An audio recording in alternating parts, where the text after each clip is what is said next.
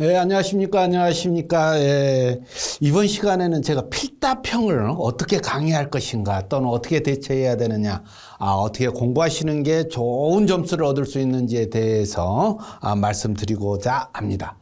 전에 우리가 적산으로 시험을 낼 때는 굉장히 힘들었죠. 그죠? 예. 그걸 필답형으로 나오고 소술형으로 나오니까는 쉽다?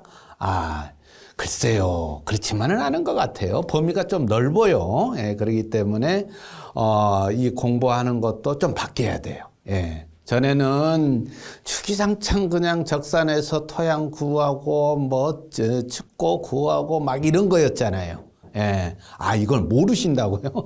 예, 불과 2, 3년 전까지만 해도 우리 산업기사, 그 다음에 기사가 전부 다 적산으로 출제가 됐었죠. 예. 근데 어쨌든 지금은 어떻게 나온다고요?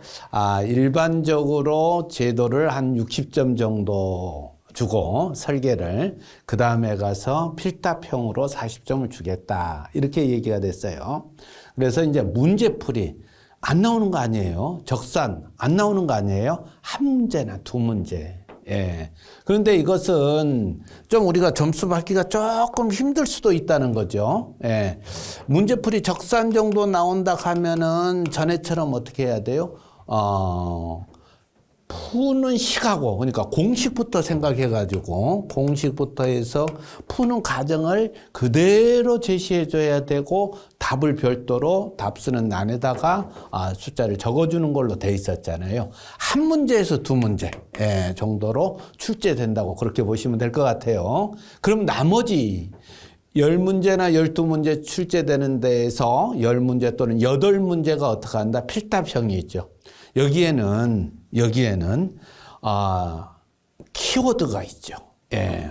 어떤 단어가 꼭 들어가야 된다든가, 어떤 숫자가 꼭 들어가야 된다든가, 예를 들어서, 이건 이 문제하고 관계없지만은, 우리가 도시공원 녹지에 관한, 법에 의해서 도시공원에서 입장료를 받거나 한다고 그러면은, 적재행위를 한다. 이렇게 해서 허가받지 않은 행위를 한다 하면은 1년, 2년에 1,000만 원 이하의 벌금 이렇게 나왔다고 하면 1년하고 1,000만 원이라는 단어는 들어가야 되죠. 그게 들어갔을 때는 이제 성공 이렇게 채점이 되죠.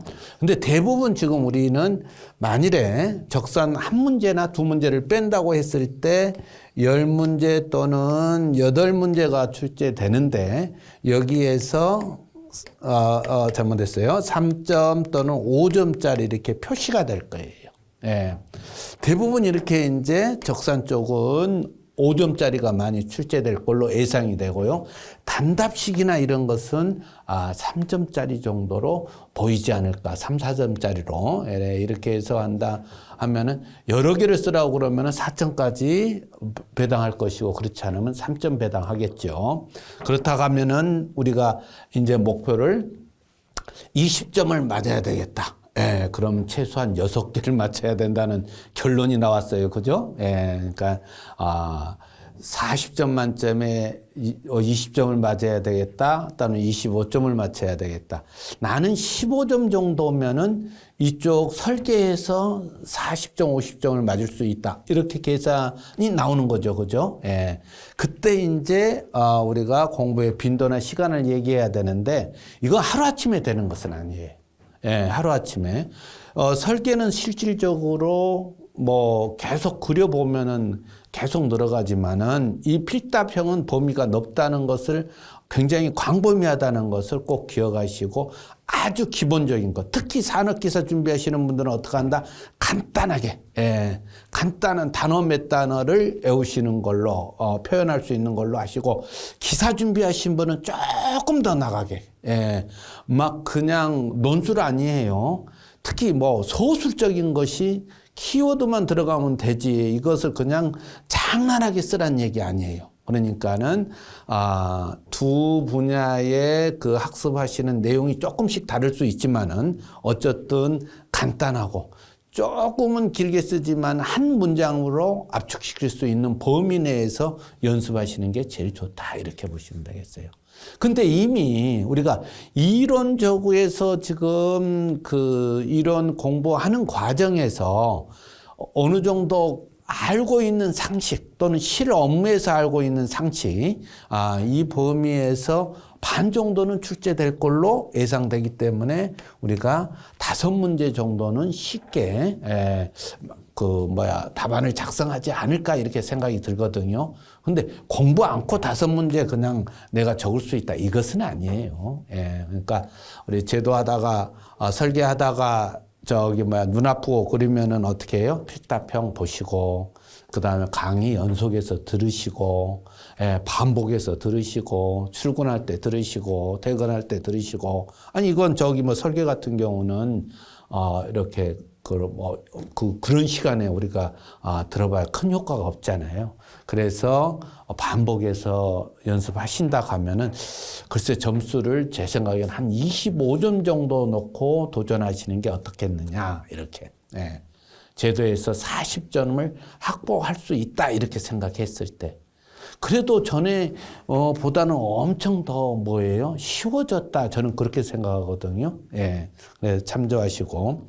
그 다음에 이제 두 번째 꼭 강조하고 싶은 게 있어요. 물론 여기서 얘기했던 어떠한 키워드를 꼭 외워라. 단어로 해석을 해라. 이렇게 얘기했어요.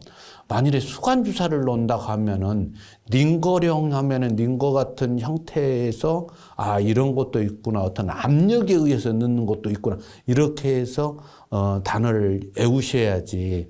수간주사 하면은 그냥 행위만 놓고 외우시는 건 안 된다는 얘기예요. 그럼 이것은 하나하나 다 머릿속에 외워서 넣을 수 있는 것은 안 돼요. 그렇기 때문에 어떻게 한다? 문장을 만들 수 있는 키워드만 외우시는 게 낫다. 기억하시는 게 낫다.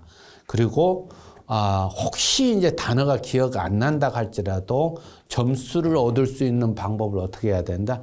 조금 길게 소수를 하셔야 되겠죠.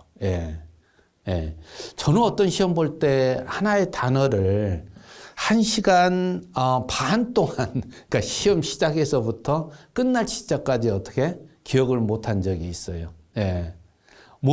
아주 간단한 단어였어요. 필이라는 단어를 할 때, 그래 이제 거의 시험지 거들으려고 할 때 이제 생각이 나서 기재를 해가지고 제출했는데, 그때 저는 이렇게 했어요. 가로를 여기에 쳐놓고 그다음 문제 풀었어요. 계속적으로. 그렇듯이 우리 이번 시험 볼 때도 어떻게 한다? 단어 하나 기억 안 나가지고 그냥 헤맬 때도 있어요. 그러니까는 차분히 쓰시되, 혹시 그 단어 아니면은 필답형이 완성이 안 될 때는 저처럼 가로를 쳐가지고 사용하시고, 나중에 가서는 가로를 지어야 될 것 같으면은 두 손으로 이렇게 지어버리고 제출하시면 되지 않을까 생각이 드네요. 제가 마지막으로 우리가 이 시험 대비해가지고 준비해서는 너무 길게 어떠한 문장을 외우려고 하지 말아라. 그 다음에 가서 다 못해도 좋다. 다 못해도 좋다. 그렇지만은 하나를 쓰더라도 정확히 쓸 수 있는 입장이 돼야 된다. 그것은 반복 학습하는 방법밖에는 없다. 이렇게 말씀드리겠습니다. 좋은 점수 얻으셔가지고요, 좋은 성과로 이번에 꼭 자격증을 취득하셨으면 좋겠습니다. 그리고 우리가 그동안 적산에서 힘드셨던 부분은 필답형으로 바뀌면서 좋은 기회가 됐다, 이렇게 생각이 들거든요. 꼭 합격하시기를 기원합니다. 여기서 마치겠습니다.